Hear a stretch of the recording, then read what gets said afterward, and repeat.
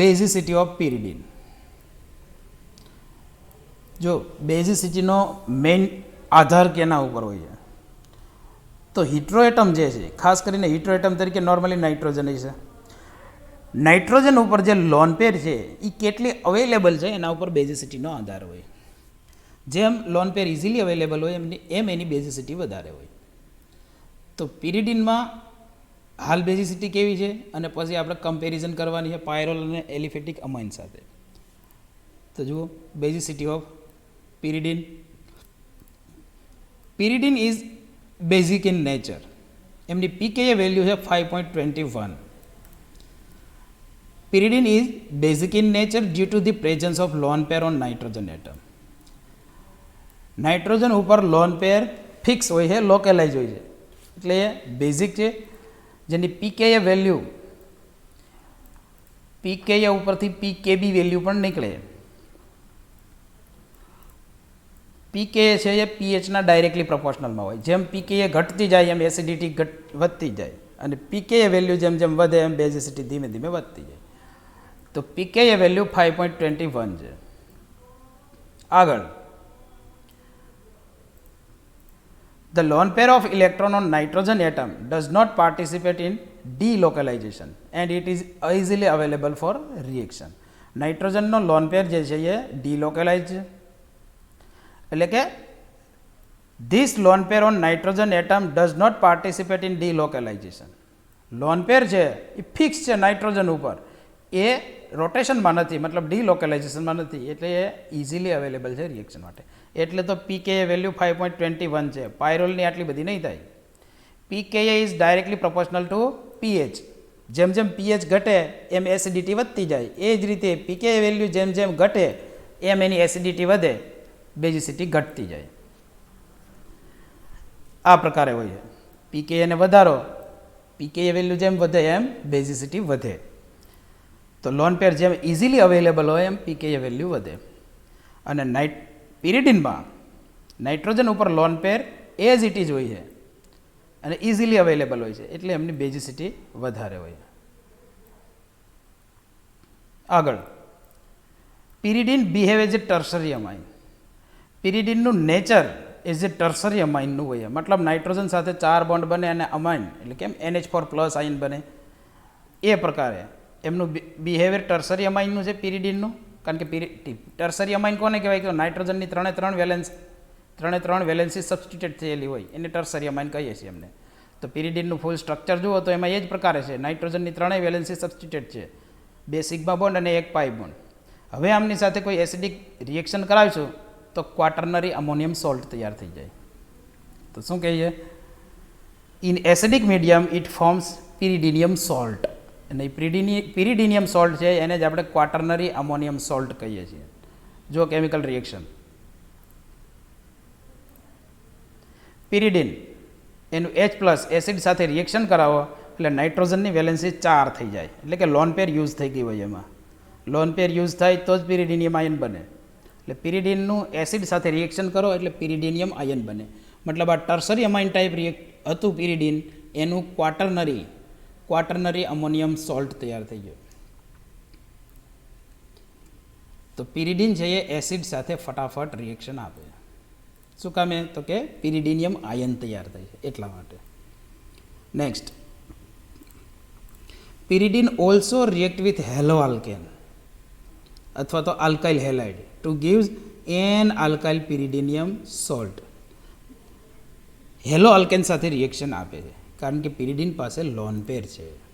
જો રિએક્શન, આ પિરિડિન છે, આલ્કાઇલ હેલાઇડ છે, તો એમનું રિએક્શન આ પ્રકારનું થાય, એન આલ્કાઇલ પિરિડિનિયમ સોલ્ટ, જે ક્વાટર્નરી અમોનિયમ સોલ્ટ કહેવાય. 4 degree ammonium salt, quaternary ammonium salt haloalkane સાથે રિએક્શન આપે, અથવા તો આપણે એના આલ્કાઇલ હેલાઇડ કહીએ. તો R- એટલે કે આ લોન પેર છે એ સીધી જ અહીંયા R ઉપર એટેક કરે. લોન પેર જે છે પિરિડિનની લોન પેર R ઉપર એટેક કરે અને R ઉપરના જે ઇલેક્ટ્રોન છે એ X તરફ શિફ્ટ થઈ જાય. આ પ્રકારે એટલે X- ફોર્મમાં રિમૂવ થાય અને નાઇટ્રોજન ઉપર પોઝિટિવ આવે. એટલે પિરિડિનનું પિરિડિનિયમ આયન સોલ્ટ બની જાય. એન આલ્કાઇલ પિરિડિનિયમ આયન આ પ્રકારે કહેવાય એને, એન આલ્કાઇલ પિરિડિનિયમ આયન. તો આ વાત થઈ બેઝિસિટી ઓફ પિરિડિનની.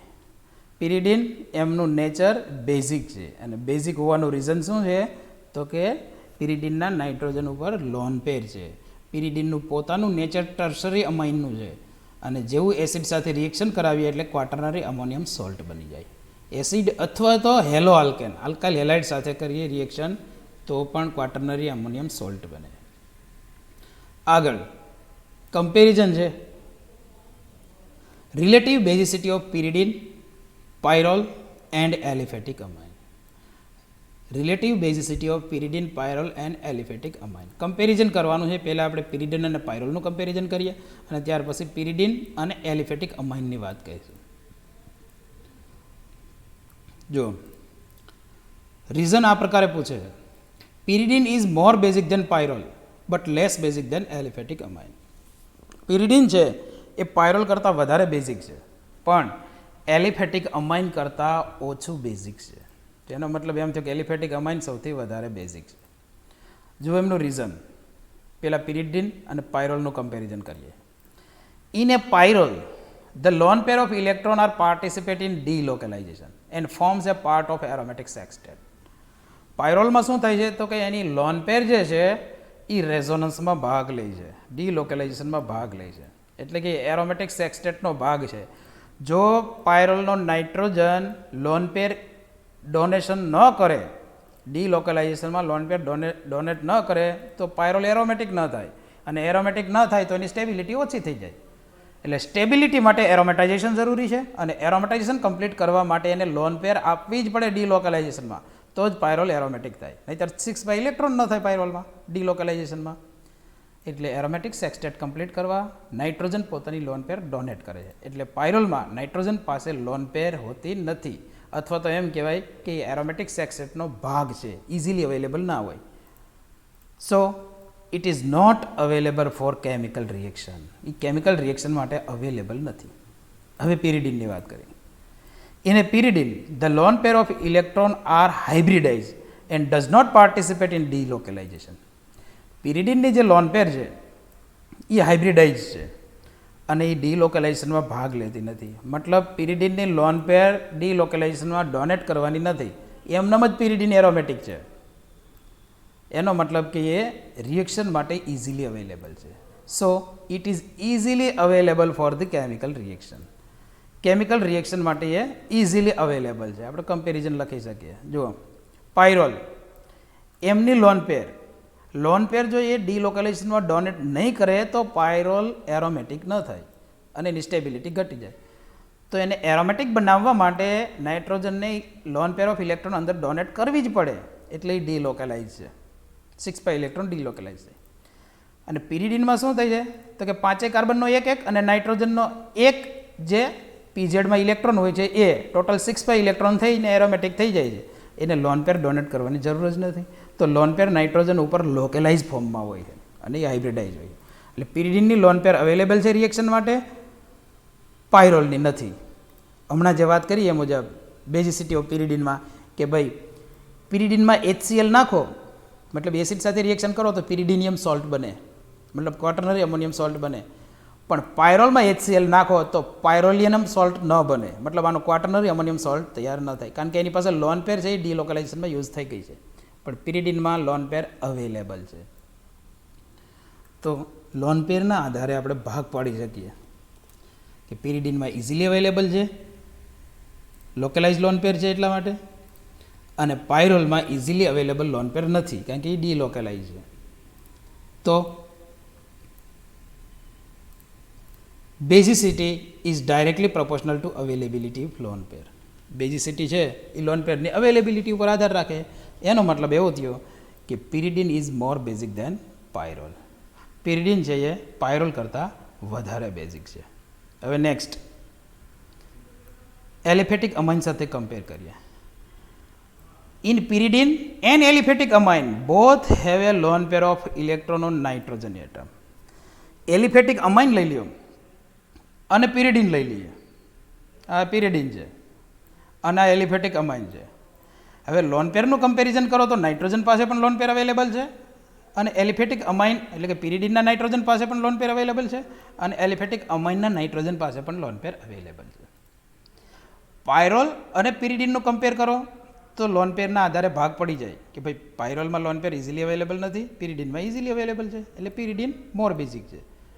પણ હવે પિરિડિન ને એલિફેટિક અમાઇનનું કમ્પેરિઝન કરશો તો બે પાસે લોન પેર ઇઝીલી અવેલેબલ છે, મતલબ અવેલેબલ છે. તો હવે એનું કમ્પેરિઝન એટલે કે ડિફરન્શિએશન કઈ રીતે કરવું, તો એના માટે નેક્સ્ટ સ્ટેપ જવાનું છે. નેક્સ્ટ સ્ટેપ શું કહીએ, બે પાસે લોન પેર છે તો એ લોન પેર કેવા પ્રકારનું હાઇબ્રિડાઇઝેશન ધરાવે, મતલબ નાઇટ્રોજન કેવો છે. તો જુઓ, in case of aliphatic amine nitrogen is sp3 hybridize. Aliphatic અમાઇનનો નાઇટ્રોજન sp3 હાઇબ્રિડાઇઝ છે, while in pyridine nitrogen is sp2 hybridize. મતલબ અહીંયા હવે હાઇબ્રિડાઇઝેશનના આધારે ભાગ પાડવાના છે. એલિફેટિક અમાઇનનો નાઇટ્રોજન sp3 હાઇબ્રિડાઇઝ છે અને પિરિડિનનો નાઇટ્રોજન sp2 હાઇબ્રિડાઇઝ છે. તો આગળ, the sp2 hybridized nitrogen is more electronegative than sp3 hybridized nitrogen. Nitrogen એમાં હાઇબ્રિડાઇઝેશન કેવા પ્રકારનું છે એના આધારે પણ ઇલેક્ટ્રોનેગેટિવિટીમાં ફેરફાર થાય. sp2 હાઇબ્રિડાઇઝ નાઇટ્રોજન હોય એની ઇલેક્ટ્રોનેગેટિવિટી વધારે હોય, કોના કરતાં, sp3 કરતાં. મતલબ ઓવરઓલ ઓર્ડર આપણે એકવાર જોઈ લઈએ ઇલેક્ટ્રોનેગેટિવિટીનો. The order of electronegativity of nitrogen sp hybridize more electronegative હોય, પછી sp2 હોય અને પછી sp3 હોય. તો સ્ટ્રક્ચરમાં જોઈએ, આ sp2 હાઇબ્રિડાઇઝ નાઇટ્રોજન છે પિરિડિનમાં અને એલિફેટિક અમાઇનમાં sp3 હાઇબ્રિડાઇઝ નાઇટ્રોજન છે. તો એનો મતલબ એવો થયો કે પિરિડિનનો નાઇટ્રોજન છે એ મોર ઇલેક્ટ્રોનેગેટિવ છે એલિફેટિક અમાઇન કરતાં. તો મોર ઇલેક્ટ્રોનેગેટિવ નાઇટ્રોજન એટમ છે એ લોન પેર ઓફ ઇલેક્ટ્રોનને પકડી રાખે, ઇઝીલી જવા ન દે કેમિકલ રિએક્શનમાં. અને sp3 હાઇબ્રિડાઇઝ નાઇટ્રોજન છે એ sp2 કરતાં તો ઓછો ઇલેક્ટ્રોનેગેટિવ છે. એનો મતલબ એ એટલી બધી નહીં પકડી રાખે લોન પેરને. મતલબ જેવું HCl સાથે બેયનું રિએક્શન એક સાથે કરો તો પહેલાં એલિફેટિક અમાઇન એમનું રિએક્શન થાય, કારણ કે એની લોન પેર પિરિડિન કરતાં ઇઝીલી અવેલેબલ છે, કારણ કે sp2 હાઇબ્રિડાઇઝ નાઇટ્રોજનની ઇલેક્ટ્રોનેગેટિવિટી sp3 કરતાં વધારે છે, તો એની લોન પેરને પકડી રાખશે. તો મેઇન ડિફરન્સ જે અહીંયા હાઇબ્રિડાઇઝેશનથી કાઢવાનો છે. આગળ સ્ટેટમેન્ટ આ પ્રકારે લખીએ, the lone pair of electron is more the lone pair of electron is more attracted towards electronegative sp2 hybridized nitrogen than sp3 hybridized nitrogen. આપણે જે વાત કરી એ મુજબ જ છે કે લોન પેર છે એ sp2 તરફ વધારે એટ્રેક્ટ થયેલી છે, કોના કરતાં, sp3 કરતાં. મતલબ એમ કહે છે કે પિરિડિનનો નાઇટ્રોજન છે એ લોન પેર ઓફ ઇલેક્ટ્રોનને પકડી રાખશે વધારે એલિફેટિક અમાઇન કરતાં. તો આગળ, so lone pair of electron in pyridine is less available for reaction as compared to aliphatic amine. કઈ રીતે છે, તો કે પિરિડિનનો લોન પેર જે નાઇટ્રોજન ઉપર છે એ નાઇટ્રોજનનું હાઇબ્રિડાઇઝેશન sp2 છે અને એલિફેટિક અમાઇનના નાઇટ્રોજન ઉપરનો લોન પેર sp3 હાઇબ્રિડાઇઝ છે. તો sp2 છે એ મોર ઇલેક્ટ્રોનેગેટિવ છે, લોન પેર પકડી રાખશે. અને એલિફેટિક અમાઇનનો નાઇટ્રોજન sp3 હાઇબ્રિડાઇઝ છે, એ એટલું બધું ઇઝીલી મતલબ એટલું બધું એટ્રેક્ટ નહીં કરે લોન પેરને, તો ઇઝીલી અવેલેબલ લોન પેર થશે એલિફેટિક અમાઇનમાં. So lone pair of electron is in pyridine is less available for the reaction as compare to aliphatic amine. એટલે કહીએ છીએ કે pyridine is less basic than aliphatic amine. પિરિડિનની basicity aliphatic amine કરતાં ઓછી હોય છે. એટલે ઓવરઓલ ઓર્ડર આ પ્રકારે લખીએ, overall order of basicity, aliphatic amine is more basic than pyridine, pyridine is more basic than pyrrole. તો આ કમ્પેરેટિવ બેઝિસિટીની વાત થઈ ગઈ. રીઝન પૂછે છે, pyridine is more basic than pyrrole but less basic than aliphatic amine. Pyridine more basic શું કામે છે, તો એનો ડિફરન્સિએશન કરવાનું છે લોન પેરના આધારે, કારણ કે પિરિડિનમાં લોન પેર લોકેલાઇઝ છે, પાયરોલમાં લોન પેર ડીલોકેલાઇઝ છે. મતલબ પિરિડિનની લોન પેર ઇઝીલી અવેલેબલ છે એટલે મોર બેઝિક છે. પણ એલિફેટિક અમાઇન સાથે કમ્પેર કરો તો બંનેમાં લોન પેર આવે છે અને બંનેમાં અવેલેબલ છે.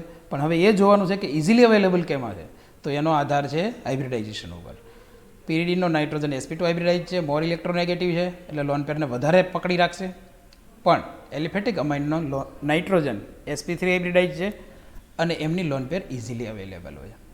એટલે એલિફેટિક અમાઇન મોર બેઝિક હોય છે પિરિડિન કરતાં. એટલે ઓવરઓલ ઓર્ડર તૈયાર થાય છે એલિફેટિક અમાઇન મોર basic than pyridine, pyridine more basic than pyrrole. તો આ વાત થઈ બેઝિસિટી ઓફ પિરિડિન અને રિલેટિવ બેઝિસિટી ઓફ પિરિડિનની.